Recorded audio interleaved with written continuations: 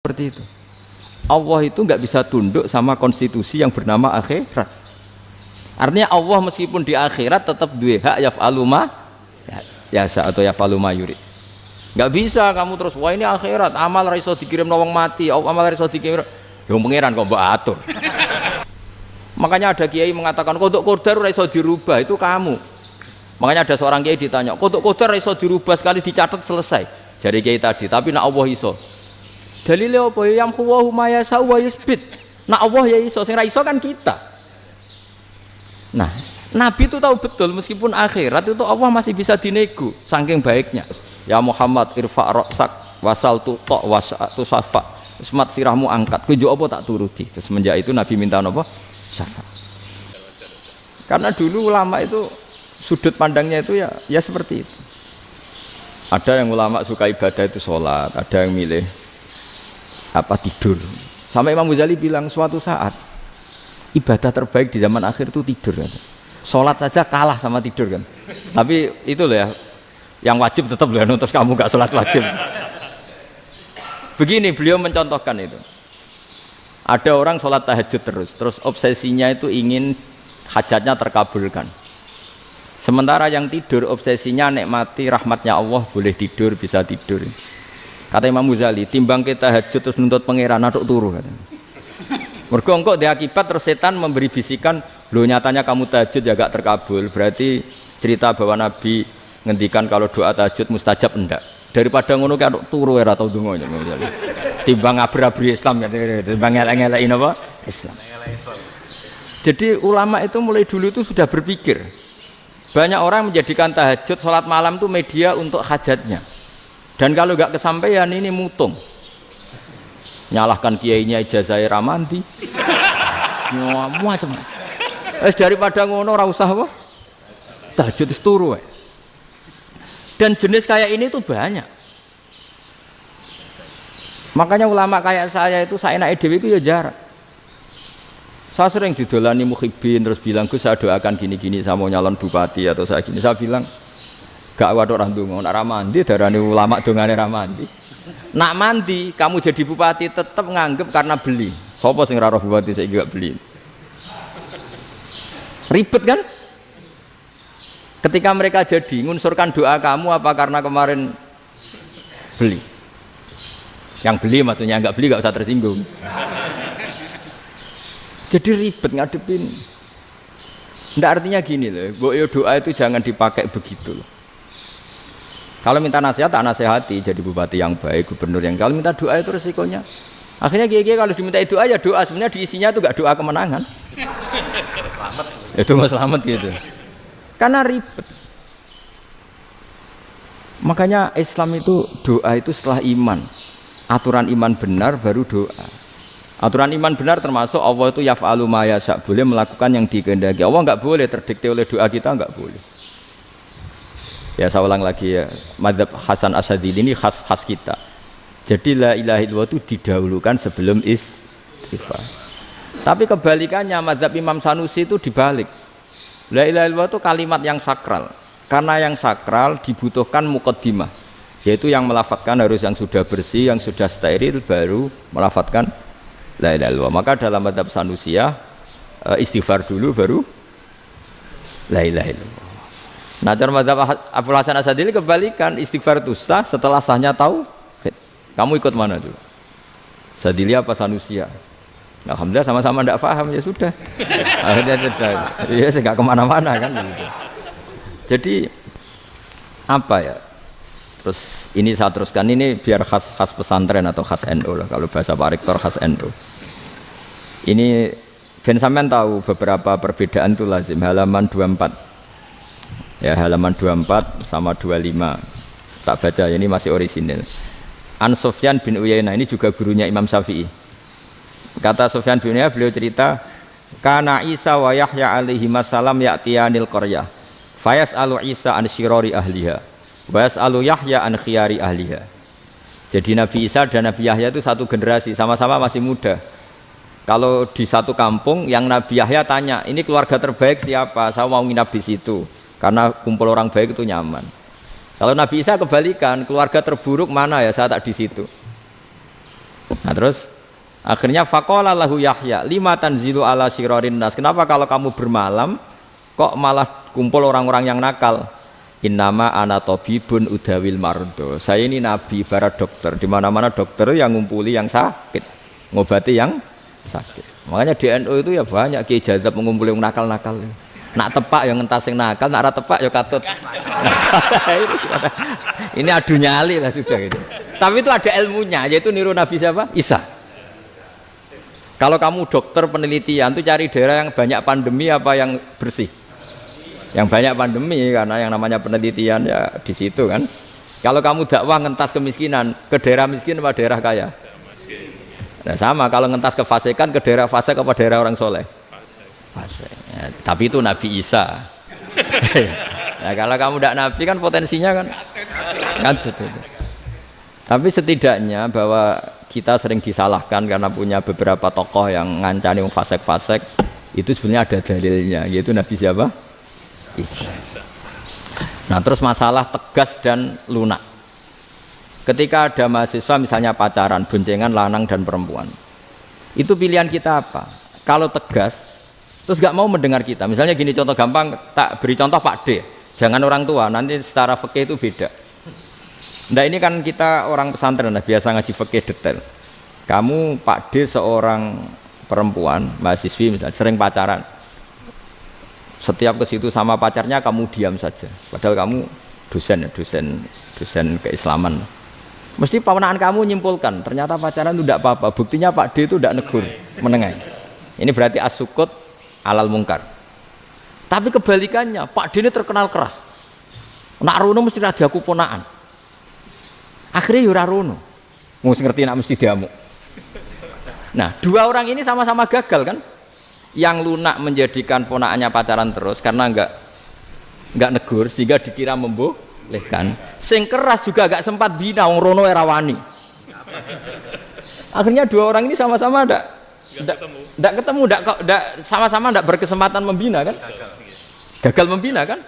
Karena yang keras ponakannya enggak pernah situ, berarti enggak bisa bina kan? Yang lunak membiarkan berarti juga ada bina. Nah, Islam itu antara dua itu. Ya agak terlalu lunak, nggak terlalu keras. Karena kalau terlalu keras, misalnya ada kiai terlalu keras, lu masyarakat mau tanya itu gimana? Lari kan? Lu saya ini punya pengalaman pribadi. Saya ini kan kecelok orang alim. Itu kalau pernah ya saya itu berusaha ya pokoknya ya umumnya orang alim lah, tenang terus anteng, nggak gejlok-gejlokan. Itu nggak ada yang tanya. Saya mimpi ketemu beberapa ulama itu disalahkan. Terus umat saya kalau mau tanya itu ke siapa? Wong alim wis wibawa, meneng tambah banget wibawane. Bala Quran sering gojlok rektor macam-macam. Terus wong wanita kok, saya biasa ke pasar pandangan dicegot orang. Gus, putri saya itu sering keluar darah tapi melebihi batas haid gini-gini. Kalau badhe sowan jenengan, gak usah sowan ning kene mbek ngadeg-ngadegan. Terus tanya, yang haid berapa hari, Gus? Ya supaya rudat ilal adat. Adat sebelum dia punya penyakit istihadah itu berapa? 6 hari ya sudah, kembali 6 hari lainnya mustahadah, tetap sholat, tetap normal. Tapi kalau sawi bawa, moro pasar gue tasbih seduwilu. Iku mesti wong salaman njaluk donga yakin. Tapi baru kayak rada uraan ketemu wong-wong, dol pening ndi? Mak pening ndi? Gus beneran Gus ketemu jenengan kula wingi badhe tua kok. Akhirnya tanya. Dadi uraanku iku amdan. Lha nek sampean asli, iki asli uraan. Karena ndak uraan lah tetap ndak wibawa kan. Jadi baru kayak uraan itu ya banyak. Saya itu kalau ngantor di Jogja itu banyak orang yang tanya. Ya biasa tuh tanya macam-macam. Karena saya uraan. Ke pasar ya orang, bahkan di bis sering ketemu orang. Wah beneran Gus kalau badhe sowan jenengan badhe tanya ini. Ya sudah di sini aja. Jadi semua itu diilmoni. Nabi itu punya sisi yang dua-duanya jalan. Memang beliau luar biasa, dipilih Allah yang luar biasa. Nabi ketika wibawa itu banyak sahabat yang bahkan mengenali wajahnya aja tidak bisa. Ka'anna ala ru'usihim at-tairs. Bayangannya seakan-akan di kepalanya itu ada burung yang takut terbang, saking antengnya. Tapi Nabi sekali mengeluarkan job, sekali santai, itu sahabat tanya itu sampai yang nggak pantas ditanyakan. Nabi saat tadi kumpul istri saya, tapi tidak inzal, itu wajib mandi ndak. Aro'aita law anna ahadana ya'ti imro'atahu walam yunzil. Itu ya ditanyakan. Nabi pun kumpul mboten saged inzal sepundi. Guys metu lagi. Terus ya ada yang tanya macam-macam. Ya saking ada sahabat dipanggil Nabi tambah lari, dipanggil lagi tambah lari. Panjenengan nyeluk, oh pas kula kumpul bojo kula. Lah kula kuwatir jenengan orang suci, saya belum mandi, makanya saya lari. Nabi ngendikan innamal mukmin thahir, ya nak masalah ketemu kiai ra apa-apa ijek junub. Sementing kok nak salat ya dhisik. Tapi Nabi sekali pakai madzahirul jalal, tapi pakai wibawanya, itu orang enggak berani ngomong. Tapi sekali Nabi rileks, itu orang bisa tanya apa saja, termasuk halal yang enggak pantas. Loh, ada sahabat itu tanya lucu, tanya Maimunah. Maimunah itu ya cantik tapi sudah agak tua lah. Maimunah, ya umal mukminin, hukumnya ngambung bojo pas Ramadan ubi. Wah gak roh aku, gak tahu diambungkan Nabi pas Ramadan. Tanya Saudah, wah malah orang arah diambung kalau Saudah itu kan wis tua itu. Lucunya istrinya dia jawab, tanya Aisyah yang mungkin Nabi, iya yang mungkin tanya Aisyah. Itu yang usul ya istrinya Nabi Maimunah. Selalu Aisyah, tanya be Aisyah. Ya Amirul ya umal mukminin gini-gini. Aisyah yang cantik masih perawan kan. Qabbalani Rasulullah bahwa oh Nabi biasa ngambung-ngambung pas Ramadan dan beliau tetap puasa. Akhirnya fakih ngarang kan wa takbil fi Ramadan wa tublah la tubtilu shauma ngambung ora. Iku ya udah biasa dhisik. Ya nasib bojone ayu. Ndak ini artinya seasik itu. Jadi garwane Nabi sing ngrasa rodok tuwa. Wah, aku ora tahu ya. Kok Aisyah. Serilek itu dulu itu. Maksudnya orang-orang Islam pertentangan itu. Maksudnya dia balik semua ini bedanya orang pesantren sama orang kampus. Kalau orang kampus mau cerita agama itu rahmatan lil alamin, tapi nyontokno rileke ora iso. Agama itu rilek, tapi nyontokno rileke ora iso. Mergo ya rapati ngaji. Contohnya ora iso, dadi mau gawe kaidah Islam itu rahmatan. Jadi Nabi itu lah, Allah juga gitu. Allah itu kalau sudah memperlihatkan madzahirul jalal, itu mbok malaikat Jibril rawani. Ketika Allah dengan madzahirul jalal. Tapi kalau Allah dengan madzahirul jamal, madzahirul apa? Jamal. Iku yo gojol-gojol kan sampai makhluke yo gojol. Yo buli-bulian cara sakniki. Ya sampean delok ning hadis syafaat itu, akhiru man dakhalal jannah atau akhiru man kharaja minan nar, itu di beberapa judul. Ada seorang rojul yang ahli neraka ya, dintas mbek pangeran, terus didudono swarga. Gusti, swarga, sengiler tok ora wong wayu, roh wis wong ngiler tok. Ngerjaluk Gusti mosok roh tok ora oleh mlebu. Jarimu asal mlebu metu kon neraka ora jaluk-jaluk meneh. Sumpah lho ya, gak jaluk apa-apa meneh. Mboten Gusti. Sekali saya keluar dari neraka ndak akan minta apa-apa lagi. Wis. Wallahi, wallahi. La as'alu ghairaha. Maksudnya ghaira khoslah, ghaira tilkal khoslah. Ya niku selain keluar dari neraka saya ndak akan minta lagi. Didono swarga wong do kelon seru wibet kan. Sing bojone elek kan dendam dadi ning swarga iku. Swarga wis macam-macam. Gusti mosok roh tok ora oleh mlebu. Jarine janji ra njaluk meneh. Akhire ya wis didelokno neraka. Jadi pangeran jawabe gampang, didelokno neraka. Roh neraka begitu menyakitkan, begitu ngeri.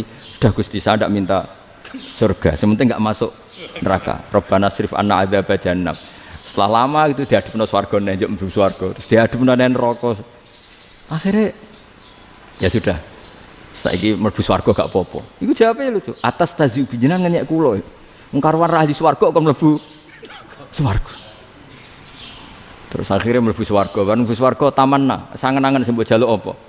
Orang angen-angen yang indah-indah, laka wa asratu amsal ya siku tak turuti wa asratu amsalih lan lipatan ke-10. Jawabe wong lanang ya lucu. Atas tazi ubi wa anta rabbul alamin. Jenengan pangeran kok ngenyekan. Maksudnya wis karuan aku ora pantes.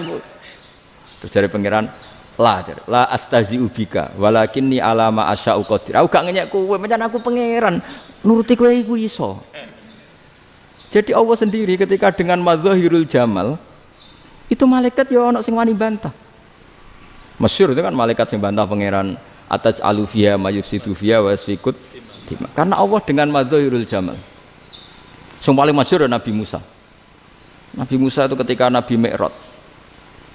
Nabi Mi'raj itu beliau kira-kira di langit keempat lah yang masyhur atau kelima. Ngelangkahi. Nabi Musa menangis, ya Rabbi ini apa-apaan?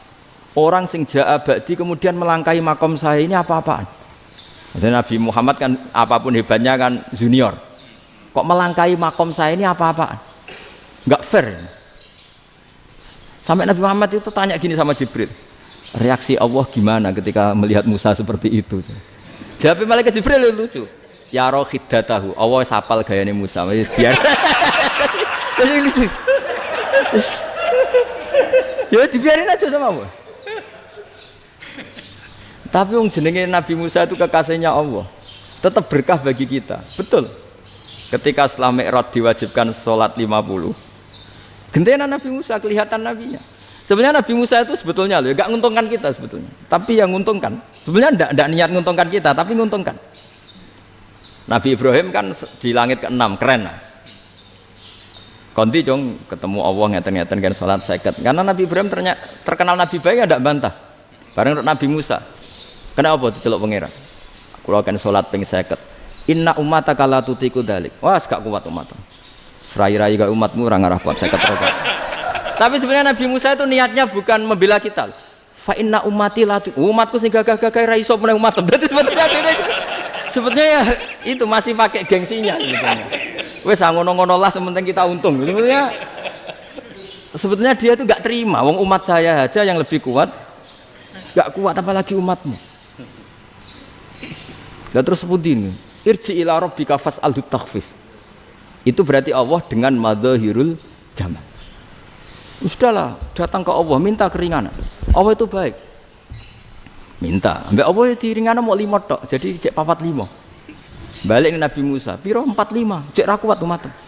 Wong umatku ora kuat, jadi sebenarnya dia bilang umatku ora kuat. Lho cara Nabi Muhammad model wong Malang, yo beda umatku mbek umatmu. Ribet kan? Beda. Lho Nabi Muhammad kan enggak seperti itu kan? Enggak punya akhlak Malang kan? Akhlak. Maksudnya akhlaknya mujur itu loh, akhlak yang baik gitu. Ya, akhlak yang mujur bukan yang Malang gitu. Jadi Nabi ya manut. Tinggal 40 kan, dikurangi lagi 35 sampai 9 kali kan? Masyhur itu. Ya kan kalau dikurangi 55 kan berarti turun naik kan 9 kali. Itu setelah 5 itu Nabi Musa aja usul, masih ragu. Itu cara Nabi munggah nentek ya. Ini entek ya. Terus iya doa tuntas betul. Bisa bebas. Terus munggah ado-ado lha opo? Ngapain itu? Akhirnya Nabi Muhammad sudah sampun ya kalimah Allah, saya ini malu sama Allah Musa. Sudah 9 kali dan diturutin terus. Jadi Allah kalau dengan madzahirul jamal itu Nabi Musa biasa nego sama Allah. Tapi ketika Allah dengan madzahirul jalal itu Nabi Musa enggak berani. Yaitu di hadis syafa'ah. Hadis syafa'ah ketika manusia datang ke Nabi Adam, ya tuna Adam. Ya Adam anta abul basar ngene isfa'li ana inda rabbik. Kamu saya minta mensafaati kita. Nabi Musa, Nabi Adam inna rabbi qad ghadibal yawma ghadaban lam yaghdab qablahu mislah wa la yaghdab ba'dahu mislah. Ini Allah sedang murka besar dan tidak akan murka seperti ini lagi. Sudah saya tidak berani, nafsi. Nabi Ibrahim enggak, termasuk Nabi Musa ketika di itu ya enggak berani. Karena Allah dengan madzahirul jalal. Itu Nabi Musa enggak berani. Sudah saya sendiri itu pernah salah. Yaitu saya membunuh seseorang yang enggak disuruh oleh Allah membunuh itu. Yang pas jotosi orang Kipti. Akhirnya datang ke Nabi Muhammad. Pas ke Nabi Muhammad, Allah dengan madzahirul jamal. Apa dengan madzahirul jamal sampai Kanjeng Nabi ngendikan analah saya akan memintakan syafaat kalian. Terus fa ahmadu rabbi bima hamida allamaniha rabbi. Saya muji Allah dengan pujian-pujian yang orang lain tidak tahu, hanya saya yang diajari, kata Rasulullah. Nah di sini menurut banyak ulama termasuk kitab yang saya baca, kenapa Muhammad sebagian namanya Ahmadu? Itu dari af'al tafdil fa Muhammadun Ahmadu min ghairihi. Muhammad Rasulullah itu kalau muji Allah di atas cara mujinya nabi yang lain. Jadi Ahmadu bukan dari fi'il mudhari' lil mutakallim tapi dari af'al apa? Tafdil. Fa Muhammadun Ahmadu min ghairihi. Bahwa Kanjeng Nabi Muhammad sallallahu alaihi wasallam itu cara mujinya Allah di atas pujian para nabi. Makanya di sini Sayyid Ali Zainal Abidin kalau muji hamdal hamidin wa fauqa hamdil hamidin. Jadi pujian saya ini di atas rata-rata cara mereka apa? Memuji. Yaitu sirinya apa? Nabi itu tahu bahwa akhirat tidak bisa batasi Allah. Kamu tidak bisa nyemprit Allah. Allah, ini akhirat loh. Amal sudah tidak manfaat. Ingat itu. Tidak bisa seperti itu. Allah itu nggak bisa tunduk sama konstitusi yang bernama akhirat. Artinya Allah meskipun di akhirat tetap duwe hak yaf'alu ma yasa atau yaf'alu ma yurid. Nggak bisa kamu terus wah ini akhirat amal ra iso dikirim wong mati, amal ra iso dikirim. Yo pangeran kok mbok atur. Kalau kita yang mengirimkan tidak bisa, tapi kalau Allah tetap bisa. Makanya ada kiai mengatakan kodok qadar ora iso dirubah, itu kamu. Makanya ada seorang kiai ditanya, kodok qadar ora iso dirubah sekali dicatat selesai. Jari kiai tadi, tapi nak Allah iso. Dalile apa ya yang huwa ma yasha wa yusbit. Nak Allah ya iso, sing ra iso kan kita. Nah, Nabi itu tahu betul meskipun akhirat itu Allah masih bisa dinego saking baiknya. Akhirnya Nabi sujud, masyhur itu terus, ya Muhammad irfa' ra'sak wasal tutok wasatu safa. Semat sirahmu angkat. Kowe apa tak turuti. Terus semenjak itu Nabi minta apa? Syafa'. Jadi makanya terus banyak GNU sing macam-macam lah. Sing ana sing potongane wedi terus hati-hati. Niku berarti makome Madhahirul Jalal. Ana sing amen guyon nek makome Madhahirul Jamal. Ana sing ra jelas ngene iki, sing ra jelas. Nak guyu buanter kok nangis yo buanter. Jebule urusan utang. Lah ini sudah yang udah. Jadi makanya yang rileks saja. Sebenarnya agama ini santai, rileks karena agama ini harus bifarohin wasururin. Enggak boleh agama ini dibawa dengan kekerasan, dengan antisosial. Karena agama ini harus kul bi fadlillah bi rahmati fa bidzalika falyafrahu, harus senang, harus rileks. Makanya saya jadi kiai itu senang takutnya gini. Sekali saya tidak senang jadi presiden buruk. Ternyata jadi wong alim ora enak, itu contohnya. Sampean merengut terus uripe susah, nanti orang tidak berani jadi orang alim. Makanya saya akan buktikan bahwa saya lebih bahagia dibanding rektor. Nanti orang yang jadi rektor semua gak ingin jadi orang alim. Iya, makanya ini kan bentuk kearifan lah. Jenengan ngakui fungsi kiai kayak saya itu bentuk kearifan. Saya juga ngakui jenengan ini butuh kearifan. Saya sering didolani KUA itu rata-rata ya didikan kiai. Kompilasi hukum Islam itu banyak ya, janda cantik. Contohnya harus cantik, kalau jelek nggak mungkin terjadi kan. Ada janda cantik kebetulan suka kawin tapi takut zina. Saya ulang lagi, suka kawin tapi takut. Itu seringnya gitu Pak Rektor. Jadi dia kawin bosen, bilang ke KUA, Pak saya sekarang mau nikah sama ini. Loh, tapi kamu mau punya suami. Ya tapi kan nggak tercatat Pak. Itu KUA-nya rata-rata itu nggak berani. Meskipun nggak tercatat karena secara fikih meskipun nggak tercatat tetap dia seorang perempuan yang bersuami, maka nggak boleh nikah sama orang lain. Tapi secara hukum santri nggak bisa dong menikahkan perempuan sing dzati zaujin yang punya suami. Jadi ini barokahnya kerjasama yang baik. Jadi di masyarakat itu tertanam didikan kiai nggak boleh nikahkan perempuan yang bersuami. Tapi di KUA ngikuti hukum formal. Dan di Indonesia itu KUA itu rata-rata konsultasinya ya sama kiai, sehingga ya nggak berani akhirnya meskipun aku udah mlebu rokok mbak gak iso, dan itu banyak. Seorang lagi ya, makanya ini kan pesantren itu nggak boleh mati. Orang kiai-kiai kayak saya nggak jelas-jelas itu harus lebih jelas lagi, karena ini yang on time, yang online, yang siapa saja bisa tanya. Saya itu SMS saya itu nggak punya HP WA, HP jadul itu SMS-nya tiap hari tak berapa, orang yang tanya dari Kalimantan, dari Aceh. Gus di kampung saya ada masjid 2 itu yang Samana, ada yang dari orang perkotaan. Gus di perumahan baru ada masjid, yang Jumatan baru orang 12, sah enggak? Ya langsung saya jawab, sah. Dalilnya ini. Ya sudah. Nah, tapi kata Imam Syafi'i gini harus orang 40, itu madzhab Syafi'i, dalam madzhab yang lain gini-gini. Itu kalau tanya rektor itu kan ribet. Masuk ajudan dulu, asisten dulu, panjang.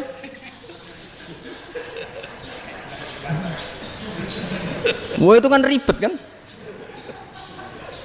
manggil dosen dekan VAI dipanggil, dekan VAI nggak mau langsung jawab, cari dosen yang nekuni itu. Usul fikih saya nekuni itu baru seminar, nunggu dulu mbak ini orangnya baru. Panjang ya, bisa tutup Islam kalau kesuwen. Coba kalau tanya kiai kan nggak ketemu di jalan. Dulu Mbah Zubair kata Mbah Mun, saya termasuk santri yang diapresiasi Mbah Mun. Dhisik Mbah Zubair yang ngono, anak nong takok pesowan gak oleh. Gak takok ning kene. Jangan biasa ditanya orang ngadeg-adegan. Ya alhamdulillah ilmunya cukup, kalau nggak cukup ya kok sik. Jadi sebetulnya orang sopan itu ya agak-agak ada yang ditutupi sebetulnya. Mboten prayogi teng dalan nginjang mawon matur. Ya sebetulnya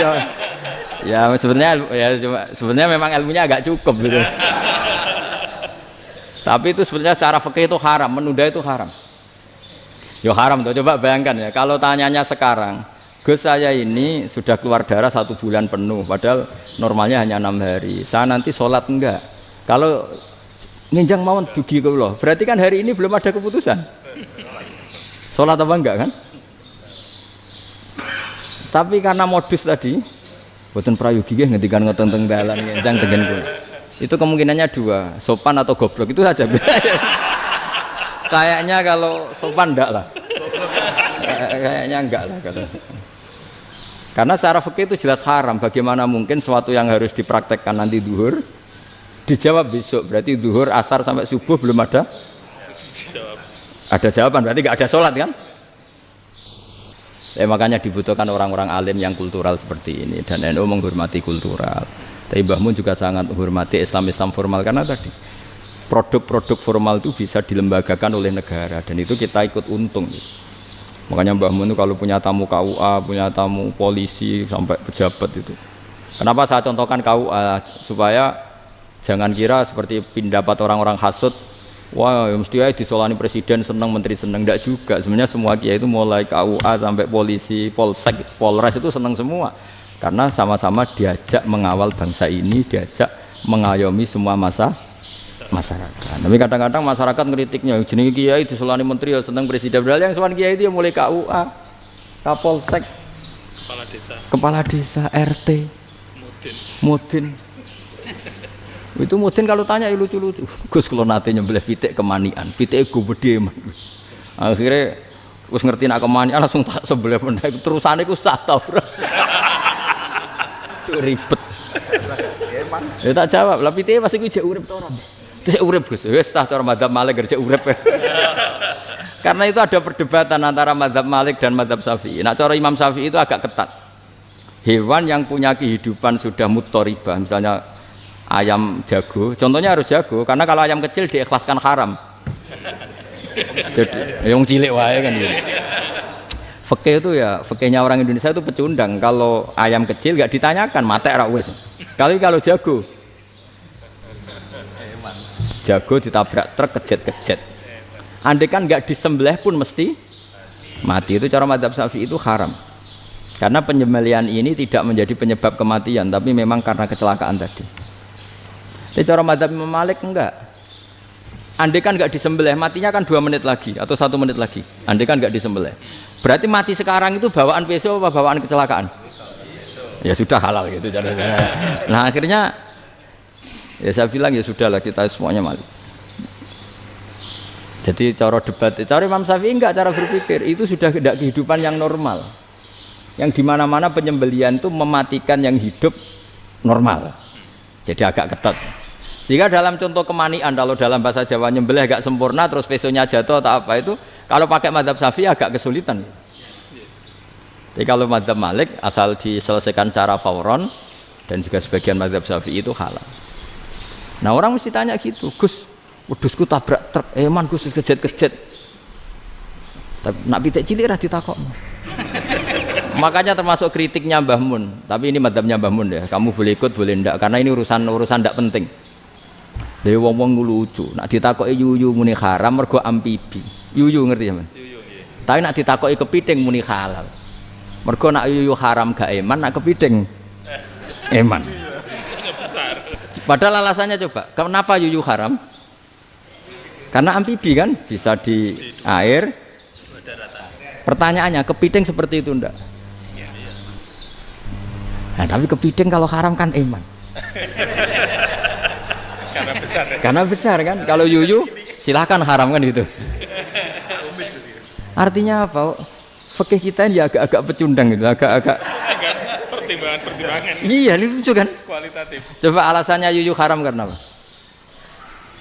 Amfibi kan? Hidup 2 alam. Pertanyaannya kepiting seperti itu enggak? Iya. Kenapa Kalau orang tanya, yuyu haram apa halal? Rata-rata jawab haram. Tapi kalau kepiting mulai khilaf. Loh mestinya kan sama kan? Lah itu karena unsur imannya. Iya tadi. Saya juga sering melihat tonggo-tonggo itu. Ayam cuwilik sakmene ketabrak truk, enggak ada yang tanya. Tapi saya pernah jalan-jalan di Narukan sini. Ono jago ketabrak, sing duwe langsung marani kula pas saya naik motor. Gus ini halal apa haram? Nak langsung kula sebelah halal apa haram? Wis kanggo kowe halal ya halal. Karena saya tahu tak jawab haram mesti kecewa itu.